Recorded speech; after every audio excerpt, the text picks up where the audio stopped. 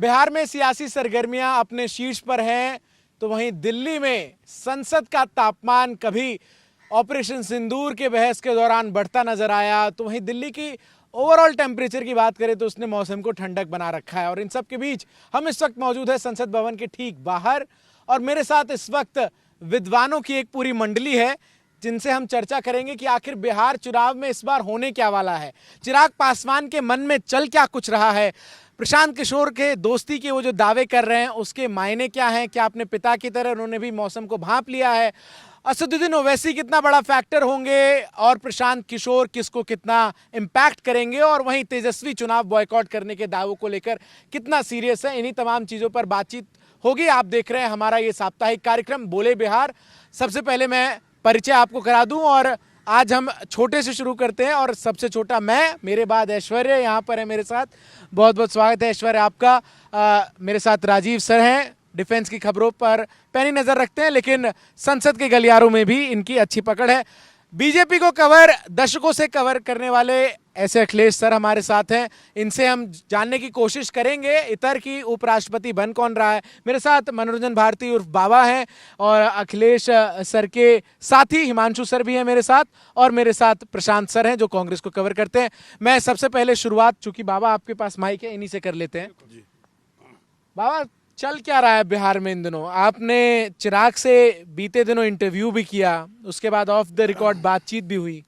ये अचानक से अपनी ही सरकार पर जो सवाल उठा रहे हैं, कह रहे मेरा ज़मीर जिंदा है, मुझे दुख है कि मैं ऐसी सरकार का हिस्सा हूं जहां शासन और कानून व्यवस्था पूरी तरीके से ध्वस्त हो रही है। इशारा कहाँ है? देखिए, इशारा तो साफ है। चिराग जो है कंफर्टेबल नहीं रहे हैं नीतीश कुमार के साथ, कभी भी नहीं रहे। और आप चिराग से बात कीजिए ऑन रिकॉर्ड ऑफ रिकॉर्ड, वो ऑन रिकॉर्ड भी कहते हैं कि मैं दिल्ली में एनडीए सरकार का हिस्सा हूं, मैं बिहार में एनडीए सरकार का हिस्सा नहीं हूं। मंत्री भी नहीं है ना सरकार में? नहीं, उनका है ही नहीं, विधायक ही नहीं है, तो मंत्री कैसे होगा? तो उनका कहना साफ है कि आप हमारे स्टेटमेंट को ऐसे देखिए कि मैं उनका इलाज नहीं हूँ वहाँ पे, मैं दिल्ली में एनडीए का हिस्सा हूँ, मैं बीजेपी, मैं मोदी का हनुमान हूँ, मैं नीतीश का कुछ नहीं हूँ। यही वजह है कि पिछली बार उन्होंने जो है हर जगह अपने उम्मीदवार खड़े कर दिए थे, जिसका खामियाजा नीतीश कुमार को उठाना पड़ा था। अब इस बार क्या करेंगे? कई लोगों का कहना है कि चूंकि वो इस तरह की बयानबाजी इसलिए कर रहे हैं कि शायद सोची समझी बयानबाजी है। हाँ जी, एकदम सोची समझिए कि वो अपनी बार्गेनिंग पावर बढ़ा सके, नंबर 1। लेकिन बीजेपी के साथ 5 सीट बांटने के लिए 43 सीट ही है, 200 सीट तो आपस में बटेंगे जेडीयू में, उसमें कितना बड़ा हिस्सा मिलेगा?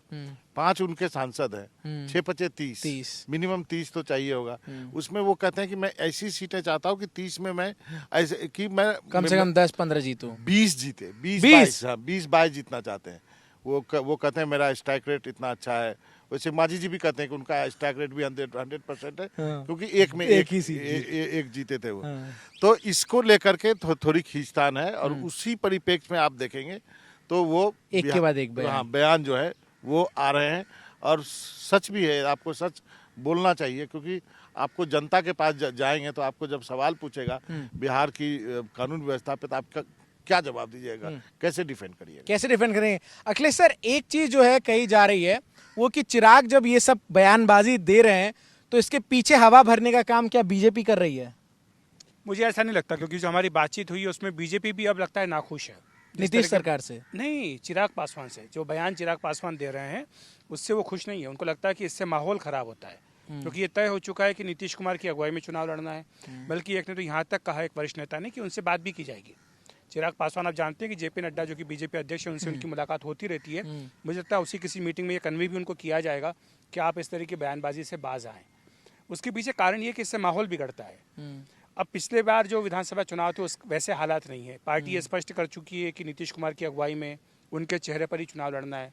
चेहरे पे लड़ना है, अभी यही क्लियर है? बस बिल्कुल क्लियर है कि चेहरा तो नीतीश कुमार का ही रहेगा। चेहरा होंगे चुनाव बाद, ये नहीं, ये तो क्लियर नहीं है। ये बाद में तय होगा, और मुझे इस बात की संभावना कम लगती है, क्योंकि हो सकता है नीतीश कुमार खुद ये कह दें कि वो सीएम नहीं बनना चाहते। ये बात की बात है। लेकिन अभी फिलहाल चिराग की जहाँ तक बात है, मुझे लगता है कि चिराग को अपने तेवर थोड़े ठंडे करने पड़ेंगे। उसका कारण ये कि अगर वो सीटों की बार्गेनिंग के लिए अपनी पोस्चरिंग कर रहे हैं तो वहाँ पर ज़्यादा स्कोप नहीं है।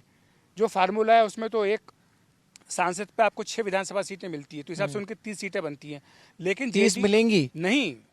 आप ये डंके की चोट पे कह रहे हैं? जेडीयू ये कह रहा है कि 30 सीटें भी हम क्यों दें? 30 सीटें भी नहीं मिलेंगी, मुश्किल है। तो 20 से 22 सीटें, 20 से मैक्सिमम 25 सीटें उनको, 25 भी बहुत ज़्यादा बता रहा हूँ। तो इसलिए सीटें ज़्यादा लेने की गुंजाइश उनको यहाँ पर नहीं है।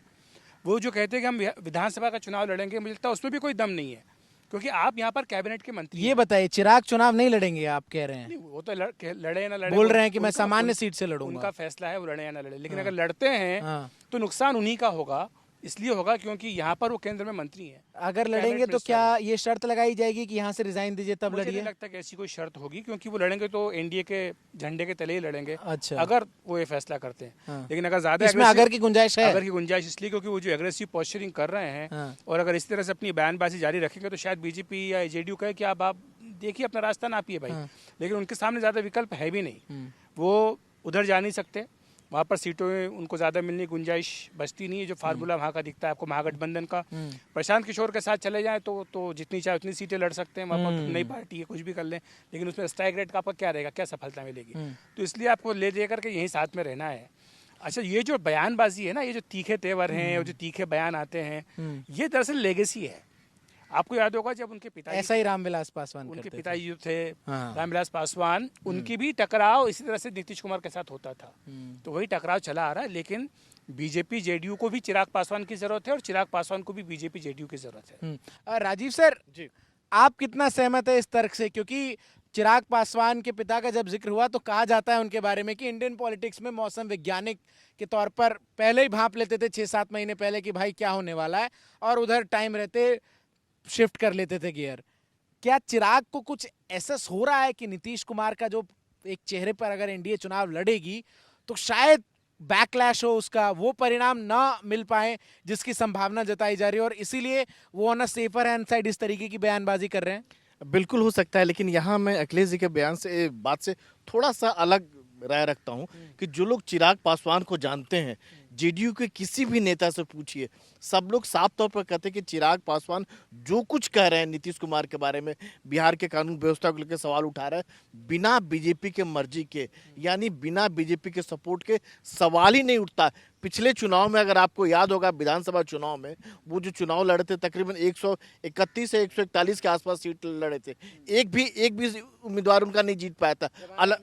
बिल्कुल, ये अलग बात है कि जेडीयू को जरूर हरवा दिए थे, सबको उस समय भी जानता था कि बिना बीजेपी के सपोर्ट के, बिना बीजेपी के कहे हुए चिराग पासवान एक कदम बिहार के उस पर नहीं बढ़ सकते। इस बार भी बीजेपी के इशारों पर यह बयानबाजी हो रही है? बिल्कुल हो रही है। जो लोग जानते हैं, दबाव बनाने की कोशिश हो रही है, और कहीं नहीं कोशिश है कि नीतीश कुमार के जो इमेज है, जो छवि है, जो एक अनुशासन को लेके, कानून व्यवस्था को लेकर जो बना हुआ था, जो शिक्षा को लेकर जो बना हुआ था, उन सारी इमेज को, जो जेडीयू का जो इमेज जो नीतीश कुमार का है, उस इमेज को कहीं न कहीं डेंट करने की कोशिश हो रही है, ताकि जब चुनाव के बाद नीतीश कुमार कहीं से अगर चीफ मिनिस्टर की बात हो तो उनको नहीं बनाया जाए, क्योंकि उनकी इमेज जो है, छवि जो है, पहले से ही धूमिल कर दी गई। मतलब अपनों से ही छवि को नुकसान पहुंचवाया जा बिल्कुल रहा है। बिल्कुल। ठीक है, मैं हिमांशु सर से पास आऊं, उससे पहले मैं ऐश्वर्या एक क्विक रिएक्शन चाहूंगा आपका। ये लटियंस में क्या चर्चा है? चिराग की जैसी बयानबाजियां हैं, इसको लेकर क्या है कि बीजेपी इसके पीछे है या फिर चिराग कहीं और भी बातचीत शुरू कर दी है उन्होंने? देखिए, एक बात तो बिल्कुल साफ नज़र आ रही है, चिराग के बड़े एम्बिशंस हैं, और उनका जो फ्यूचर गोल है वो एक बड़े नेता के तौर पर वो देखते हैं। उनका बिहार का सीएम बनना चाहते हैं स्लोगन भी चिराग? यही रहा है, बिहार फर्स्ट, बिहारी फर्स्ट, और उसी अप्रोच से वो आगे बढ़ते आए हैं। बिहार के लिए काम करूंगा, बिहार में जाऊंगा, ऐसी बातें वो कई बार कह चुके हैं, और बिहार के मुख्यमंत्री के तौर पर अपने आप को वो फ्यूचर में प्रिडिक्ट भी करते हैं, और उनसे ऑफ रिकॉर्ड ऑन रिकॉर्ड कई बार बातें करी हैं। लेकिन एक सेंट्रल हॉल में कल बैठकर जेडीयू के कई सांसदों से हम बात कर रहे थे, और उन्होंने एक बड़ा दावा किया था कि आने वाले समय में आप चौंकिएगा नहीं कि जेडीयू और भारतीय जनता पार्टी का विलय भी पॉसिबल है आने वाले समय में। ये इस पे बात करेंगे, ये बहुत इंपॉर्टेंट पॉइंट है जो ऐश्वर्या ने हमें दिया है। हिमांशु सर, चिराग पर तो कमेंट आप कीजिए ही, लेकिन जो बात अभी ऐश्वर्या ने कह दी है तो बड़ी बात है, और इस पर हमने बोले बिहार में शुरुआत में डिस्कस भी किया था। चिराग पासवान के लिए प्लान भी है कुछ? वाकई कोई ऑप्शन उनके पास नजर आता है? अखिलेश सर ने तो थ्योरी एलिमिनेट कर दी, वो तो कह रहे हैं कि महागठबंधन पे जाएंगे, सीट कहाँ मिलेंगी वहां, बचते ले देखिए एक नाम है, उस नाम से जो दोस्ती बढ़ी है, क्या वो नाम वाकई अट्रैक्ट कर रहा है उनको? प्रशांत किशोर। देखिए, दो बातें हैं। पहली बात यह है कि जो जिस तरह की बयानबाजी चिराग पासवान करते हैं, उससे जेडीयू को फिर याद आ गया कि 5 साल पहले चिराग पासवान ने क्या किया था, और पिछली बार जब नतीजे आए थे उसमें मुझे लगता है कि एक बहुत बड़ा फैक्टर थे चिराग पासवान, और नीतीश कुमार काफ़ी समय तक उनसे बहुत नाराज रहे और ये कहा गया कि नाराजगी इतनी की पार्टी तुड़वा दी पार्टी उनकी। तोड़वा दी और नीतीश कुमार कमजोर हुए क्योंकि बीजेपी के कंपैरिजन में उनको बहुत सीटें उनकी घट गई थी और ये कहा गया था कि बीजेपी के सह पे ही उन्होंने इस तरह से उन जगहों पे अपने उम्मीदवार उतारे जो नीतीश के स्ट्रांग होल्ड थे करेक्ट। और नीतीश को कमजोर किया गया और ये हमेशा से सवाल उठता रहा है। दूसरी बात क्या, इस बार भी जब वो फिर से सक्रिय हुए हैं चुनाव से पहले तो बिहार फर्स्ट, बिहारी फर्स्ट, ये जो स्लोगन था वो उन्होंने तय किया था। जब लेकिन इस रामविलास बार बिहार फर्स्ट बिहारी फर्स्ट तो एक बार मुझे सुनाई नहीं नहीं दिया है। सुनाई नहीं दिया, लेकिन इस पे वो पहले, इसके पहले जब रामविलास पासवान, जब उनके पिताजी सक्रिय थे राजनीति में, तो उसी समय ये स्लोगन उस वक्त उन्होंने तैयार किया था। दूसरी एक बहुत अच्छी जानकारी आपको देता हूँ कि मैं संसद में एक मीटिंग कवर कर रहा था स्टैंडिंग कमेटी की, उसमें जेडीयू के एक वरिष्ठ नेता वहाँ पे आए थे और हम सब उनके पास गए कि ये चिराग पासवान तो हर दिन सवाल उठा रहे हैं आपकी सरकार पर। ललन सिंह थे मीटिंग में। नहीं, नाम लेना ठीक नहीं होगा, वो नहीं चाहते थे कि उनका नाम लिया जाए, पर उन्होंने कमरे में जाते जाते, मुझे याद है, इन ए हफ ही सेड, लक्ष्मण रेखा पास करेंगे तो जाएंगे, उनको जाना पड़ जाएगा। अच्छा। उनका बॉडी लैंग्वेज ऐसा था कि एक सीमा क्रॉस करने वाले, लक्ष्मण रेखा अगर चिराग पासवान क्रॉस करते हैं तो उनको एनडीए से बाहर जाना पड़ेगा, ये बात बोल दिया उन्होंने। फिर हम पूरे मीटिंग का इंतजार करते थे, जब वो बाहर आए तो सर सोर्सेस करके क्या हम चला सकते हैं? कीजिए इसको। इसे नहीं, ये सिर्फ आपके समझने के लिए था। समझ गया। सो बेसिकली क्या है कि इस बार फिर से उनकी जो सक्रियता है वो एक बार फिर से जनता दल यूनाइटेड लीडरशिप को नर्वस कर रही है और मैं ये बात बहुत गंभीरता से कह रहा हूँ क्योंकि जिस लीडर से मैंने बात किया वो बहुत करीबी है नीतीश समझ कुमार गया के मैं। और दिल्ली में शायद सबसे महत्वपूर्ण नेता है। तो उनका ये कहना कि अगर वो लक्ष्मण रेखा क्रॉस करेंगे तो जाएंगे, तो ये जेडीयू अपनी तरफ से उनको ये फिर से वो 5 साल पहले जो इतिहास था चुनाव का, वो मुझे लगता है नीतीश कुमार को उसने फिर से डरा दिया। प्रशांत सर, क्या इतिहास दोहराएगा? क्या 2020 के राह पर चिराग फिर से चलते हुए नजर आ रहे हैं या फिर अच्छी खासी मंत्री पद की कुर्सी है, केंद्र में सरकार में मंत्री हैं, वो रिस्क लेंगे चिराग? क्या आपको लगता है जो उनका एक पॉलिटिकल नेचर है उनकी पार्टी का, जिसमें उनकी पार्टी जब से बनी वो सत्ता के ही पावर कॉरिडोर में हमेशा नजर आई, रामविलास पासवान हो या फिर चिराग हो? 2020 से अगर आपका मतलब ये है कि वो अकेले चुनाव लड़ेंगे तो नहीं, इस बार अकेले तो चुनाव नहीं लड़ेंगे, वो किसी न किसी साथ में। पिछली बार आप लोगों को याद है चिराग पासवान की पार्टी अकेले चुनाव लड़ी थी, किसी पार्टी के साथ उसका गठबंधन नहीं हुआ था। उन्होंने केवल अपने उम्मीदवार ऐसी जगह उतारे थे जहां जेडीयू के उम्मीदवार थे, केवल 5 सीटें ऐसी थी जहां बीजेपी के उम्मीदवारों के खिलाफ वहां उनके उम्मीदवार उतरे थे। हमको याद है चिराग पासवान के पिताजी कहा करते थे कि कई बार आदमी रोने की एक्टिंग करते करते सच में रोने लगता है। उन्होंने ये बात मुझे जब महाराष्ट्र में 2019 के चुनाव हुए थे और बीजेपी शिवसेना के बीच लड़ाई चल रही थी और कई लोग कहते थे नहीं ये नूरा कुश्ती चल रही है, आखिर में ये दोनों सरकार बनाएंगे। इस संदर्भ में रामविलास पासवान ने मुझे कहा था कि कई बार रोने की एक्टिंग करते करते आदमी सच में रोने लगता है, वहाँ सरकार सच में नहीं बनी। तो चिराग अभी मुझे एक्टिंग कर रहे हैं? मुझे कई बार ऐसा लगता है, मैं अभी तक मुझे ऐसा लगता है कि नहीं, चिराग कहीं नहीं जाएंगे, चिराग एनडीए में रहेंगे, उनके पास कोई वो नहीं है। और मैं अखिलेश सर की बात से बिल्कुल सहमत हूँ कि अभी जो बयान दिया चिराग पासवान ने, मैं ये भी आपको बात बता दूं कि जिस दिन उन्होंने कहा कि मुझे दुख होता है कि मैं ऐसी सरकार का समर्थन कर रहा हूँ, मेरी जानकारी ये है कि शायद उनको शाम को ही उनको दिल्ली नहीं आना था, उनको दिल्ली आना पड़ा था किसी वजह से। और मुझे लगता है कि उनकी किसी बीजेपी नेता से मुलाकात हुई है। 2 इंटरव्यू लाइनअप थे पटना में चिराग पासवान के, वो छोड़ के उनको यहाँ पर आना पड़ा था। अगले दिन एक और बिहार का एक चैनल है उसके कॉन्क्लेव में जाना था, उसमें भी वो नहीं जा पाए थे। तो ये बीजेपी या को जैसा भी लगे, जेडीयू को भी अच्छा नहीं लगा है जो इतना आगे बढ़ के चिराग पासवान बात कर रहे हैं। चिराग पासवान जो वो कह रहे हैं कि मैं भी चुनाव लड़ूंगा, उसका एक बड़ा लॉजिकल कारण वो देते हैं कि कभी भी नीतीश कुमार के साथ एलजेपी विधानसभा चुनाव आज तक नहीं लड़ी। ये पहली बार होगा जब से 2000 में बनी लोजपा, तब से पहली बार है जब नीतीश कुमार के साथ लोजपा विधानसभा का चुनाव लड़ रही है। मतलब कभी भी जो चिराग पासवान का वोटर है उसने कभी भी नीतीश कुमार के नाम पे वोट नहीं किया है। वो लोकसभा में चुनाव लड़ रहे हैं साथ में, वो मोदी के नाम पे वोट पड़ता है, लेकिन नीतीश कुमार के नाम पे चिराग पासवान ने या रामविलास पासवान ने आज तक वोट नहीं मांगा। तो अपने वोटर को चीयर अप करने के लिए मुझे लगता है कि ये उनको कार्ड खेलना पड़ता है। लेकिन ये जो बीच बीच में चिराग पासवान, ये बिल्कुल हिमांशु जी सही कर रहे हैं, कई नेताओं को लगता है कि वो लक्ष्मण रेखा क्रॉस करते हैं। वो लक्ष्मण रेखा क्या है हिमांशु सर? करेंगे, लेकिन क्या डिफाइन की गई है वो लक्ष्मण रेखा जिससे जेडीयू नाराज हो जाए, वो है लक्ष्मण रेखा? देखिए ऐसा है कि मुझे लगता है कि जेडीयू के जो वरिष्ठ नेता जिनसे हमारी बात हुई थी उनका ये कहना था कि चिराग पासवान अब जो कर रहे हैं उससे अब जेडीयू को नुकसान होगा, क्योंकि देखिए वो विपक्ष की आवाज बनते जैसे हुए विपक्ष नजर के आ नेता रहे हैं। जिस तरह हाँ, की भाषा तेजस्वी यादव Correct. करते थे बिल्कुल उसी तरह की भाषा, और ऐसा लगा कि उन्होंने अपने आप को अलग करना शुरू कर दिया हाँ। एनडीए से। लेकिन इसमें महत्वपूर्ण बात समझना बहुत जरूरी है, जो बात प्रशांत कह रहे थे कि किसी भी पॉलिटिकल पार्टी के लिए अगर उसका अस्तित्व है चिराग पासवान का, तो वो बिहार में है। और विधानसभा चुनाव जो होता है वो किसी भी राजनीतिक दल के लिए, अगर वो क्षेत्रीय दल खास है, तौर पे स्टेट बहुत पार्टी है। महत्वपूर्ण हाँ, होता है। उसको correct. कैडर को मोबिलाइज करना होता है, उसको अपने आप को, अपने समर्थकों को ये बताना होता है कि हम बहुत महत्वपूर्ण हैं, और अगर आप विस्तार करना चाहते हैं पार्टी का तो आप चुनाव में ही कर सकते हैं। Correct. तो अगर कोई पार्टी बिहार बेस्ड पार्टी है और वो चुनाव में वो चुप हो जाए इसलिए कि हम गठबंधन के साथ हैं, देखिए हर पार्टी का अपना एक आइडेंटिटी होता है। और जो प्रशांत कह रहे थे वो बहुत महत्वपूर्ण है।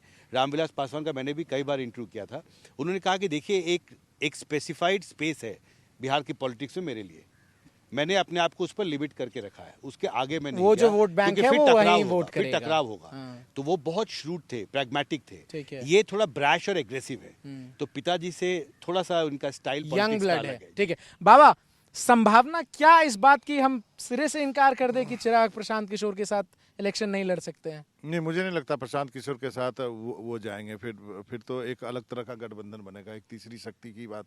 बिहार की पॉलिटिक्स बहुत सिंपल है, देखिए तीन तीन ये पार्टी अखिलेश है। सर ने मुझे समझाया था, ती- तीन तीन उंगलियां। तीन उंगलियां, हाँ। जो दो मिलता है ना हाँ। उसकी सरकार बनती तो है। क्यों इसमें एक अभी- चौथी अब- उंगली की अब- संभावना नहीं है? नहीं, एक चौथी उंगली हो सकती है। आप तो प्रशांत किशोर से हाँ, मिल के आए, मिल उन्होंने के- खुलेआम कहा मैं वोट कटवा हाँ, हूँ। वो अब किसका वोट काटेंगे ये अभी भी उनको वो भी श्योर नहीं है। यदि उन्होंने अपर कास्ट का वोट काटा तो एनडीए को नुकसान होगा, यदि उन्होंने यादव और मुसलमान दिए तो और वो सबसे थोड़ा थोड़ा काट लिया तो फिर किंग मेकर नहीं बन सकते हैं? नहीं, मुझे नहीं लगता उतनी सीट आएगी। वो सिंगल डिजिट में रहने वाले हैं। अब पता नहीं, आ भी सकता है, लेकिन मुझे नहीं लगता कि उस स्थिति में वो होंगे कि किंग मेकर बन जाए। बात यहाँ पे चिराग नहीं तो की क्या होगी। ये प्रशांत किशोर के लिए विन डील नहीं होगी अगर वो नहीं, चिराग को पहला साथ इलेक्शन ले में आए? कैसे नहीं विंडील हो सकती है। फिर तो ये भी संभावना हो सकती है ना कि चिराग और तेजस्वी क्यों ना मिलके लड़े। ये भी तो दोनों में अच्छी दोस्ती है, दोनों की में बातचीत घरेलू होती- संबंध है। दोनों की बातचीत होती है। मैं तो आपको ये भी बता दूं कि जो अलौली मेरा क्षेत्र है वहां से कौन सा कैंडिडेट होगा आरजेडी देगी, शायद इसके लिए भी चर्चा हो उन दोनों के बीच में। तो केंद्रीय ये- मंत्री पद ये- छोड़ के डिप्टी सीएम बनेंगे चिराग? नहीं, डिप्टी ये सब तो मतलब वो है ना, मतलब हम बोल सकते हैं, मतलब ऐसा कि शायद ऐसा होगा। सेंट्रल मिनिस्टर कैबिनेट रैंक है भाई। हाँ। कैबिनेट रैंक छोड़ के बिहार में डिप्टी सीएम लेकिन अगर आप बिहार की पॉलिटिक्स कर रहे हैं, और जो बात हिमांशु सर ने कही कि एक विधानसभा ही आपके पास मौका है कि आप अपने आप को एक्सपैंड कर पाए, ज्यादा सीटों पे लड़ पाए। पांच सांसद तो ये है 30 सीट लड़ने से कितना भला होगा चिराग नहीं, 30 पासवान सीट का? 30 अगर वो सीट- भी नहीं मिलेगी, यदि आप कह रहे 20 हैं। सीट लड़ते हैं और 12-15 जीत लेते हैं तो एक तो रहेगी संख्या ना। दिक्कत जो बात है, जो प्रशांत आपको समझाने की कोशिश कर रहे थे कि चिराग और नीतीश की केमिस्ट्री मिलती नहीं है, और ये केमिस्ट्री रामविलास पासवान जी की भी नहीं मिलती थी। वो भी बोलते थे जब महादलित बनाया गया ना तो पासवान को अलग कर दिया गया था, करेक्ट। समझ गए? तो वो दिक्कत वहाँ भी है। और जैसा कि कहा ना, उनका वोटर को कन्विंस करना पड़ेगा कि भाई आप नीतीश कुमार के लिए वोट दीजिए। 2020 में क्या हुआ था? चिराग अकेले लड़ गए थे, हैं? 2015 में क्या हुआ था? 15 में हुआ था कि नीतीश उधर थे। लालू और नीतीश लड़ गए थे, चिराग फिर एनडीए के साथ थे। उनका वोटर के लिए उन्होंने वोट मांगा ही नहीं है नीतीश के लिए। तो इस बार तो बड़ी दिक्कत होगी तो चिराग को। वो समझाना पड़ेगा। और गांव में क्या इक्वेशन होता है, आप तो लड़िएगा तो प्रीडोमिनेंटली हम तो उस 38 सीट की बात कर रहे हैं ना, जो रिजर्व सीट है, वो 38 सीट की बात कर रहे हैं। आप ये मत खुद बोलिए कह रहे हैं मैं सामान्य से नहीं, लड़ूंगा। सामान्य से लड़ सकते हैं, उसमें कोई ये बताइए बाबा, आप तो मिल के आए, क्या लड़ेंगे या नहीं? पहले तो इसी को मुझे आप डिस्कस क्यों कीजिए। लड़ेंगे? क्यों लड़ेंगे? नहीं लड़ेंगे, वही तो। अखिलेश सर, क्यों लड़ेंगे? लड़ेंगे या नहीं? नहीं लड़ेंगे भाई। नहीं, इससे ले लेते क्या हाँ। चिराग चिराग लड़ेंगे या नहीं? सबसे पहले तो यही आप लोग तमाम बड़े नेताओं से मिलते जुलते हैं, लड़ेंगे नहीं? क्योंकि बात हिमांशु सर ने कही वो मुझे वैलिड लगी बहुत हद तक कि अगर आप लोकसभा में, तो आपके पास मौका नहीं होता है कि आप सब सीट पर उम्मीदवार उतार ले, जमानत जब्त वाली स्थिति।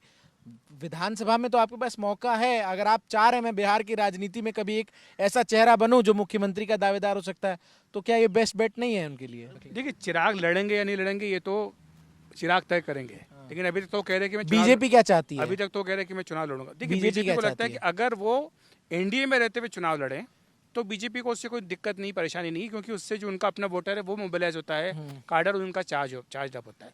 लेकिन अगर वो एनडीए में रहते हुए चुनाव लड़ें और नीतीश कुमार पर निशाना साधता रहे तो जाहिर सी बात है कि बीजेपी को ये बात पसंद नहीं आएगी।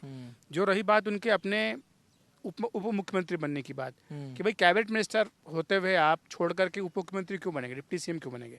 अगर तेजस्वी के साथ भी आप चुनाव लड़ते हैं तो वहाँ भी तो सीएम की पोस्ट खाली नहीं है ना, नहीं है। वहाँ तो सीएम तो तेजस्वी होंगे अगर चुनाव जीतते हैं महागठबंधन तो यहाँ और पर डिप्टी सीएम के लिए तो वहाँ मुकेश सहनी पहले से दावा ठोके हुए डिप्टी हैं। सीएम तो किसी को बना लीजिए, उससे क्या फर्क पड़ता है? डिप्टी सीएम का कोई पोस्ट थोड़ी ना होता है। पोस्ट अभी थोड़ी है वो। इससे पहले जो बीजेपी के 2 डिप्टी सीएम थे उनके नाम बता दीजिए आप बताइए नाम। कौन से स्टेट के? अभी बिहार के जो इससे पहले डिप्टी सीएम मुझे पता है। हाँ, बता दीजिए।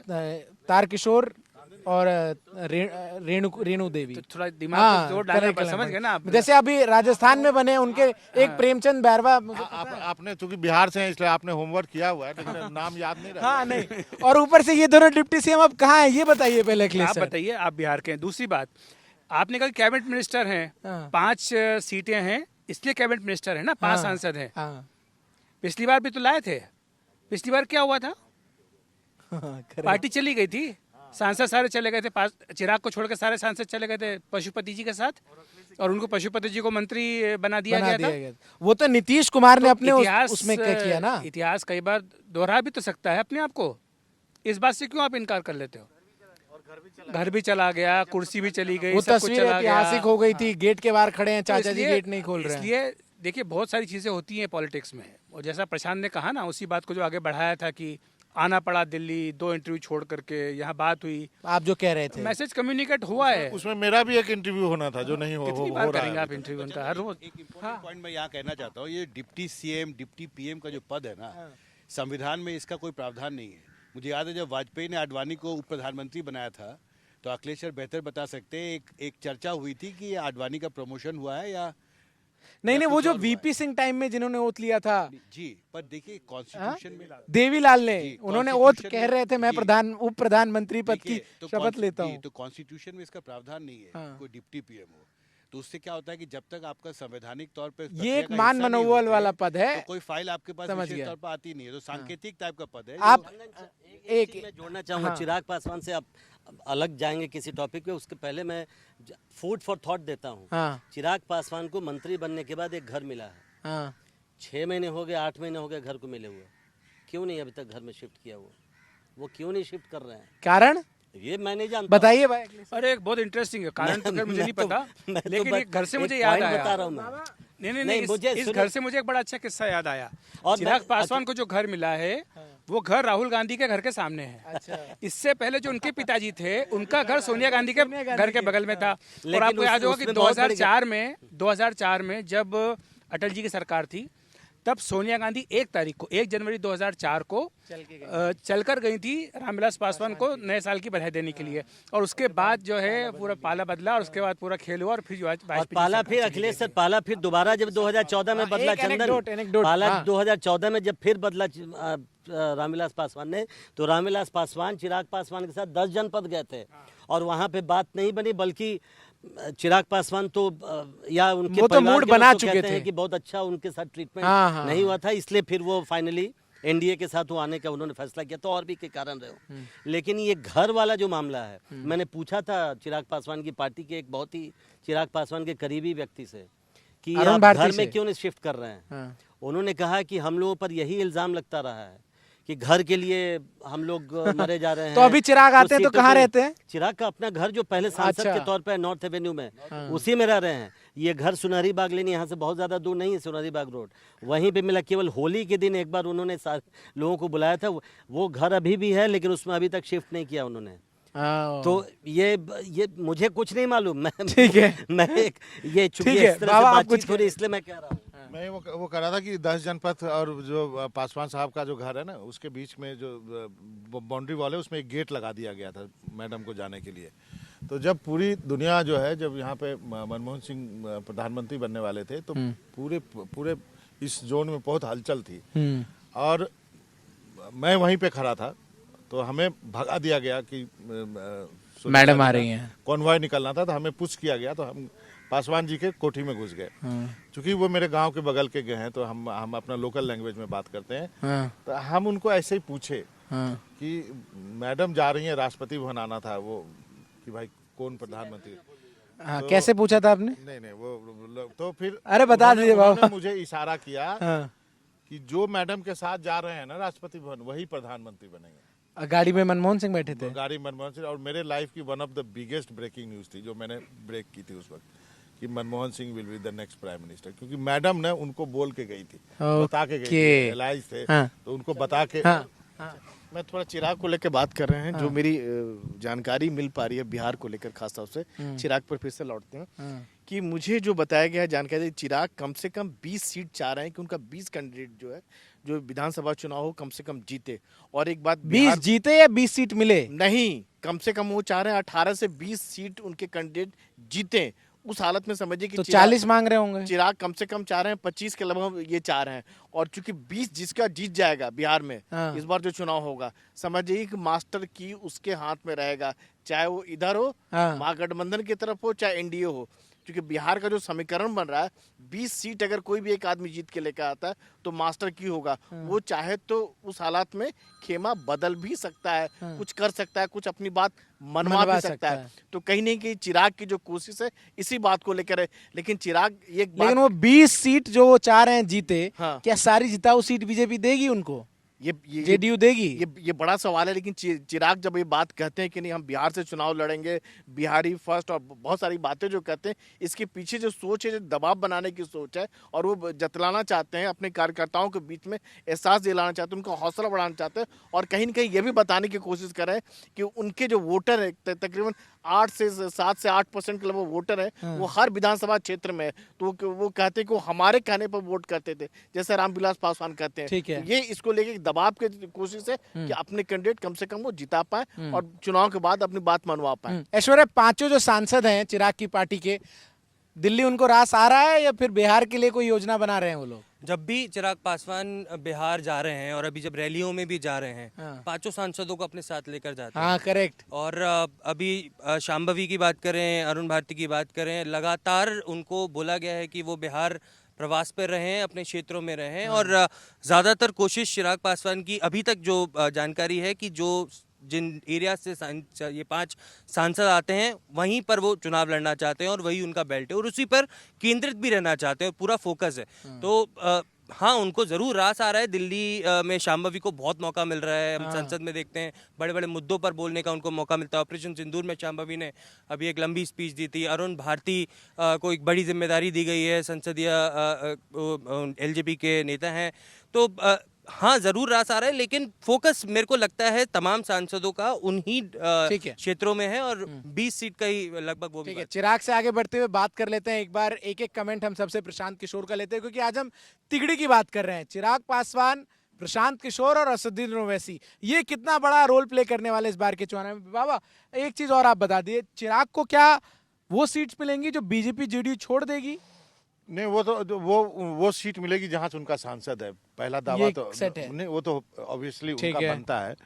थोड़ा संघर्ष तो करना पड़ेगा ना, कोई भी अपनी सीट जिताओ सीट क्यों छोड़ देगी। ठीक है। और यदि बात सीटों पे ज्यादा उलझती है, यदि वो अड़ते हैं, तो बीजेपी और एनडीए में भी होगा कि नहीं इसको तो किसी तरह एकोमोडेट करना है। तो आपने देखा महाराष्ट्र अखिलेश में जी, शुरुआती दौर में कितनी सीटों की महाराष्ट्र में एक फार्मूला है कि भाई आपने देखा कि साइना एनसी है, देखिए एनसीपी से चुनाव लड़ी, हमेशा से बीजेपी में रही।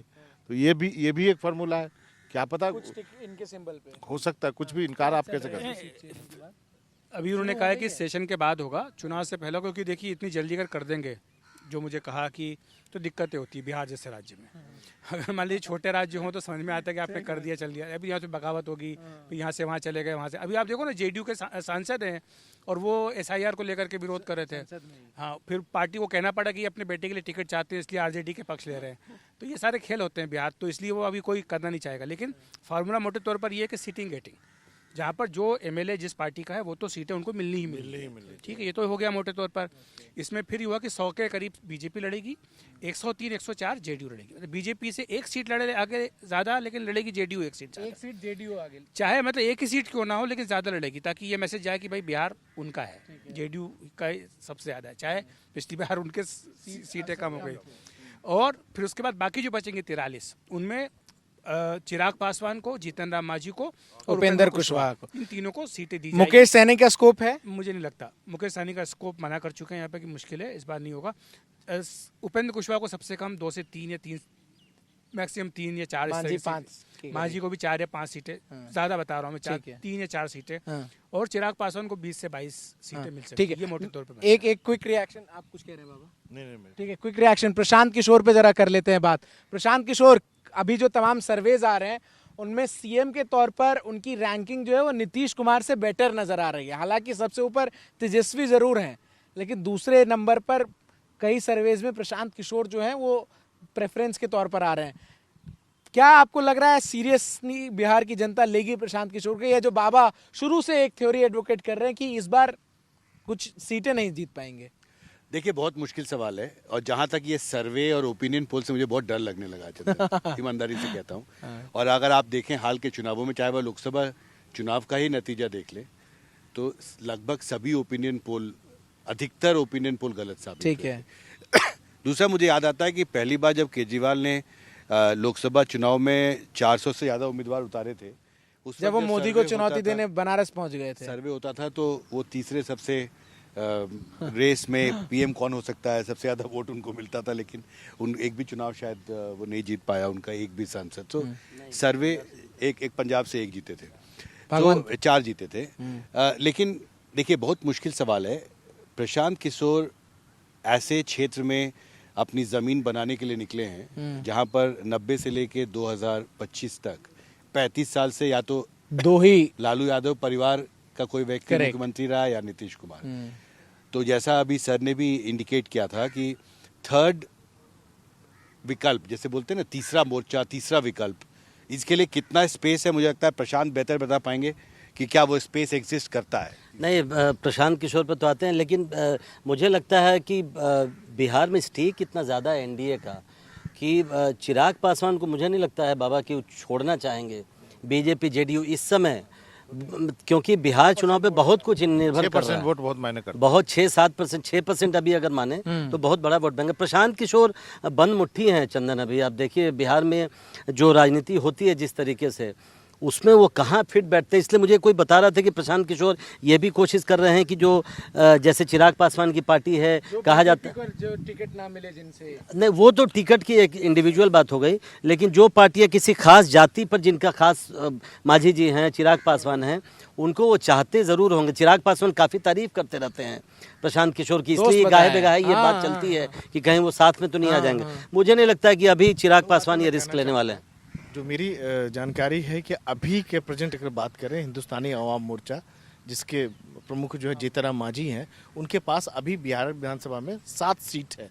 तो कम से कम कितनी? 4 सीट है। 4 सीट है। तो उनका दावा 8 सीट दिया गया था पिछली बार।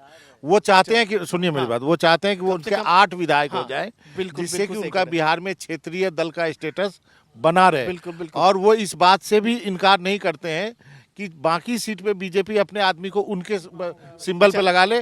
उनका पूरा ध्येय, हाँ, उनका पूरा ध्येय ये है कि हाँ लड़ा लीजिए, लेकिन हमारा क्षेत्रीय स्टेटस जो है ना वो बरकरार रहना चाहिए। चंदन, जो पीके को लेकर, प्रशांत किशोर को लेकर बोल रहे थे, पप्पू यादव जो है निर्दलीय सांसद जो है पूर्णिया से और कांग्रेस के एसोसिएट मेंबर बन चुके हैं, वो साफ तौर पर इस बात का कह रहे हैं कि अब पीके को, प्रशांत किशोर को, चिराग को अपना मुख्यमंत्री घोषित कर देना चाहिए। दोनों का अलायंस कर देना चाहिए। दोनों के बीच में जो अंडरस्टैंडिंग है, जो समझ है, और दोनों को मिलकर चुनाव लड़ना चाहिए।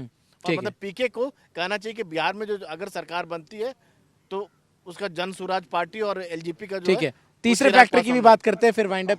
कांग्रेस वाले जो है वो उधर सलाह क्यों दे रहे हैं, मुझे तो समझ में नहीं आ रहा। कांग्रेस के एसोसिएट मेंबर बन गए और सलाह दे रहे हैं कि पीके को जो है अपना सीएम कैंडिडेट घोषित कर देना चाहिए। चिराग यादव की चली है। तो मैं अभी पटना गया था अखिलेश, तो पटना गया था, तो मैं सदाकत आश्रम गया, अलावेरू, कृष्णा अलावेरू से मिला और राजेश राम साहब से प्रभारी और अध्यक्ष हैं। तो मैंने उन दोनों को पूछा कि आप ये बताइए कि पप्पू यादव आपकी लोगों स्टेटस क्या है? की मजबूरी है या कमजोरी है? तो उन्होंने बोला कि दोनों है। उसको साथ लेके चलना ही पड़ेगा। लेकिन प्रशांत किशोर की बात हो रही है, मैं आपको बताऊं कि प्रशांत किशोर बहुत अच्छा भीड़ खींच रहे हैं, क्योंकि प्रशांत किशोर एक नई राजनीति की बात करते हैं, कुछ वैसे ही जैसे कि अरविंद केजरीवाल दिल्ली में करते थे। कुछ ऐसे ही शिक्षा की बात करते हैं, पलायन की बात करते हैं, कुछ ऐसा। और जब मैंने उनसे मुलाकात हुई मेरी, तो मैंने बोला कि अब तो पहले आप डायरेक्टर होते थे। बाबा आपने उनको बोला सामने जो बात आप अभी हम लोग बोल रहे हैं? हाँ, आप इंटरव्यू देखिए, आपको पूरा।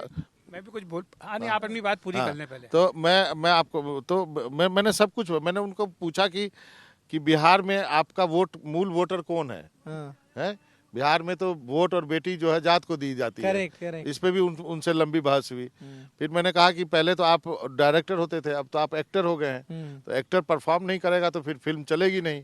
तो पीछे वो तो बहुत कॉन्फिडेंट है। तो लेकिन वोट मिलेगा तो अब मैंने बोला आप तो वोट कटवाए हैं, तो उन्होंने बोला मैं वोट कटवाऊं। ये बात उन्होंने स्वीकार किया। उन्होंने ये भी कहा कि हो सकता है मैं सिंगल डिजिट में रहूं, 3 ही सीट आए, लेकिन मैं हूं बिहार में और मैं आगे अगले 2-4 माइंड करके चल रहे हैं कि अगला 1-2 इलेक्शन लड़ना है। अगला 3 इलेक्शन वो जरूर लड़ेंगे। एक बता, एक छोटा सा जी। प्रशांत किशोर जो है वो नैरेटिव के मास्टर हैं। उनका काम जो होता था वो यही होता था। राजनेता बनने से पहले वो स्पिन डॉक्टरिंग करते थे, पॉलिटिकल पार्टीज को कंसल्टेंसी देना, नैरेटिव सेट करना। तो जो आदमी इतना ज़्यादा उस काम में महारत जिसको हासिल हो, अपने लिए तो कर ही तो अपने लिए कर ही लेगा। अच्छा, उनके बारे में ये कहा जाता है कि दिल्ली में खासतौर से कुछ पत्रकार हैं जिनको वो अपना बताते रहते हैं कि भाई मेरा ये हो रहा है, मेरा वो हो रहा है।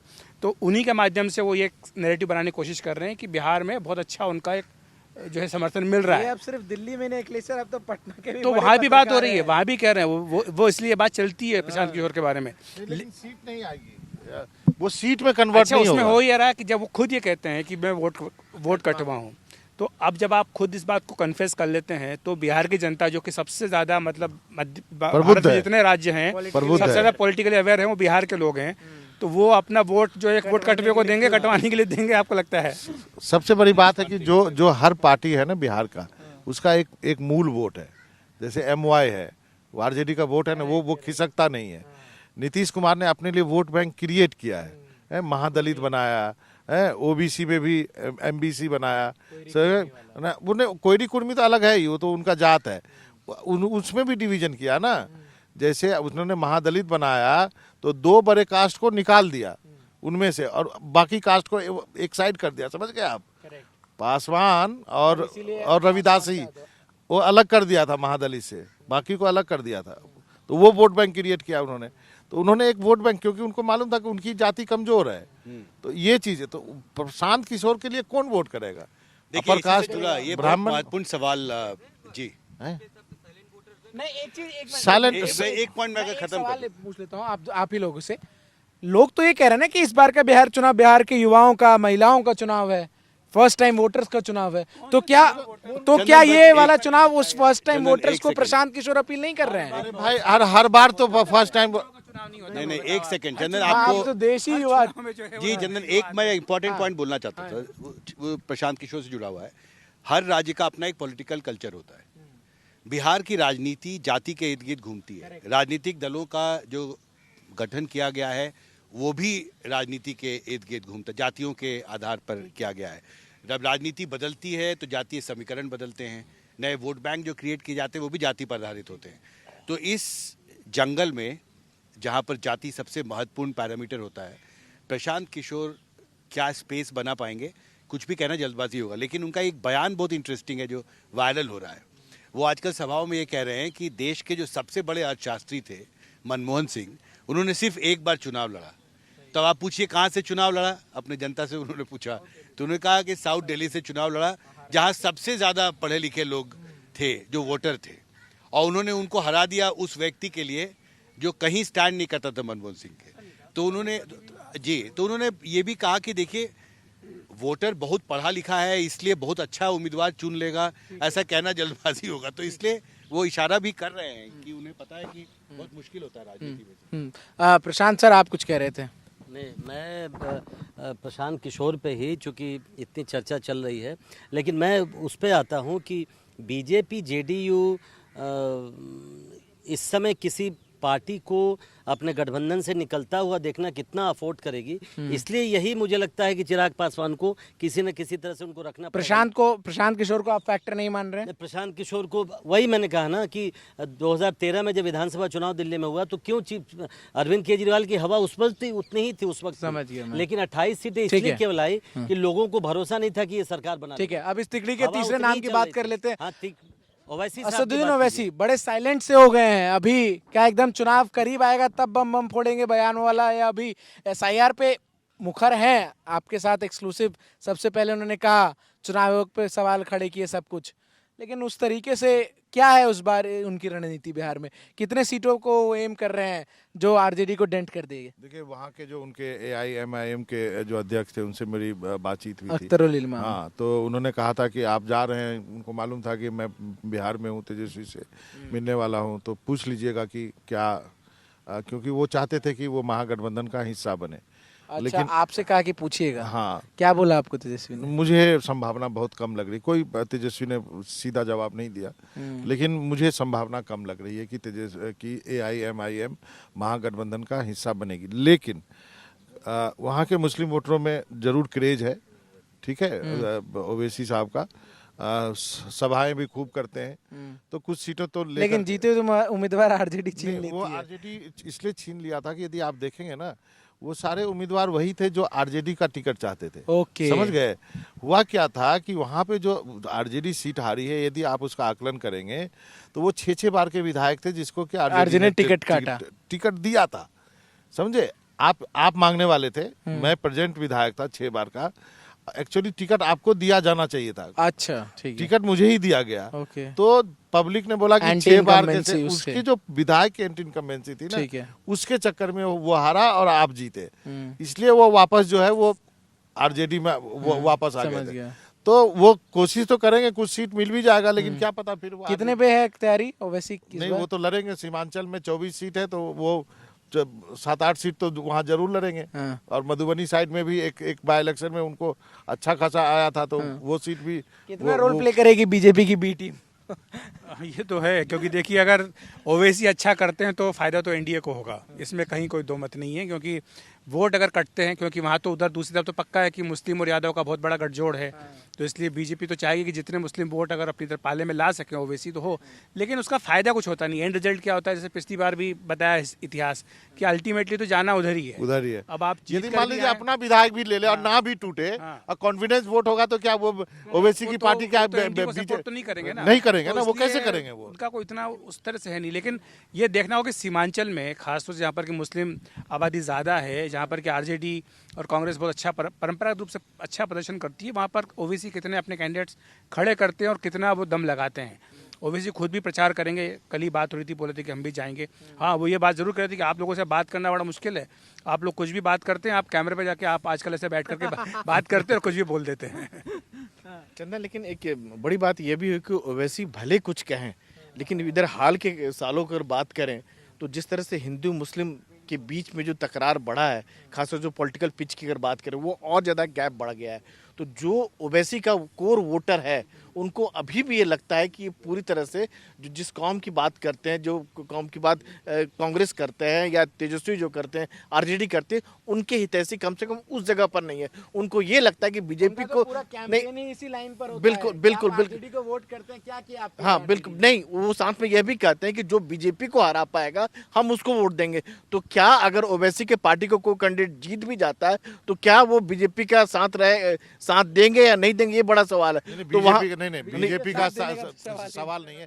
देखिए, सबसे बड़ी बात है आज के दिन, ये बात तो आपको मानना पड़ेगा कि मुस्लिम ओवैसी को वोट करता है अक्रॉस द वो और वो इस बार उसे पता है कि उसका वो वोट बर्बाद हो। अरे आज के दिन सबसे बड़ा देशभक्त आदमी है भाई आपके देश में। करेक्ट। उससे बड़ा देशभक्त ओवैसी से, भारत पाकिस्तान इशू पे जिस ढंग से पाकिस्तान को ओवैसी ने धोया है, किसी नेता ने नहीं धोया। और लेकिन कहीं न कहीं ऑपरेशन सिंदूर की चर्चा में भी नहीं, लेकिन एक तबका को कहीं न कहीं ये लग रहा है कि वो जो बात जो कर रहे हैं वो बीजेपी की बात कर रहे हैं। जिस तरह से उनके पक्ष में खड़ा होना चाहिए वो अपना पार्टी बंद थोड़ी कर देगा यार।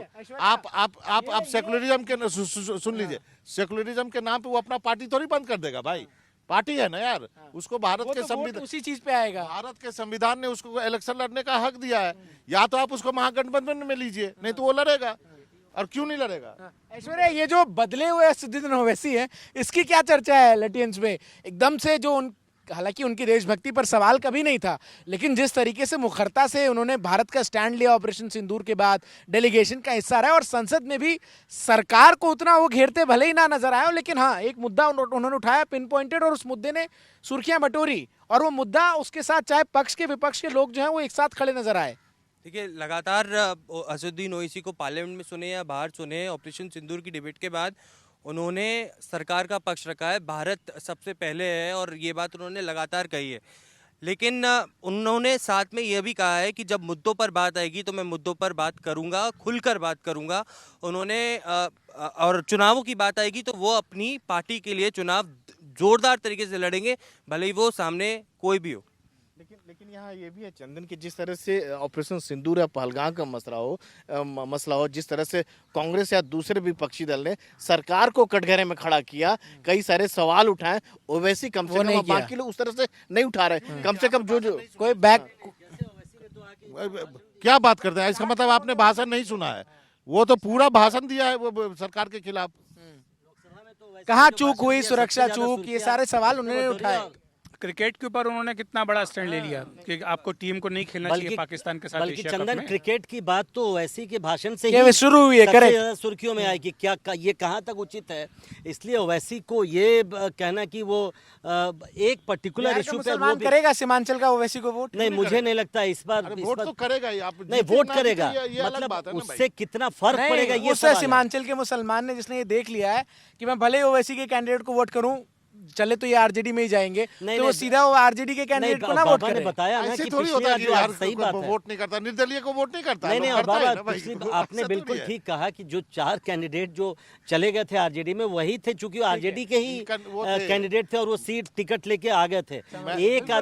एक एमएलए जो बचा हुआ ओवैसी का, वो उनका प्रदेश अध्यक्ष है, और इसलिए वो उनके साथ नहीं, ओवैसी भीड़ और तो है, प्रशांत किशोर भीड़ दोनों की रैली। रैलियों में जरूर भीड़ देखने को मिलेगी। मैं ओवैसी का जिक्र हुआ है तो मैं बता दूं, ओवैसी जो है ना, क्रिकेट का विरोध करके उन्होंने कल जब मैं इंटरव्यू कर रहा था तो उन्होंने बोला, बाबा साहब आपके घर का कोई पहलगाम में मर गया होता तो आप मैच देखते? वो भावनात्मक तो पहलू मैंने बोला नहीं छू दिया है। देखता। हाँ। मैं जानता हूं कि आपको मालूम है ओवैसी क्रिकेटर बनना चाहते थे, हाँ, फास्ट correct। बॉलिंग करते थे, अजहर के साथ का खिलाड़ी था। यदि उनको उनके पिताजी जो है सलाउद्दीन साहब वो बैरिस्टर बनने नहीं भेजते तो वो इंडियन टीम में होता वो। समझ गए? तो और वो फिर वापस पॉलिटिक्स में ही आते हैं, घूम फिर के आना तो यही था।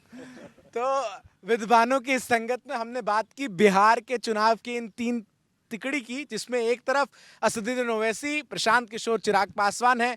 क्या गुल खिलाएंगे ये जैसे जैसे चुनाव नजदीक आएगा, इस पर और भी चर्चा करते रहेंगे। फिलहाल आप सभी का बोले बिहार में हमारे साथ जुड़ने के लिए शुक्रिया।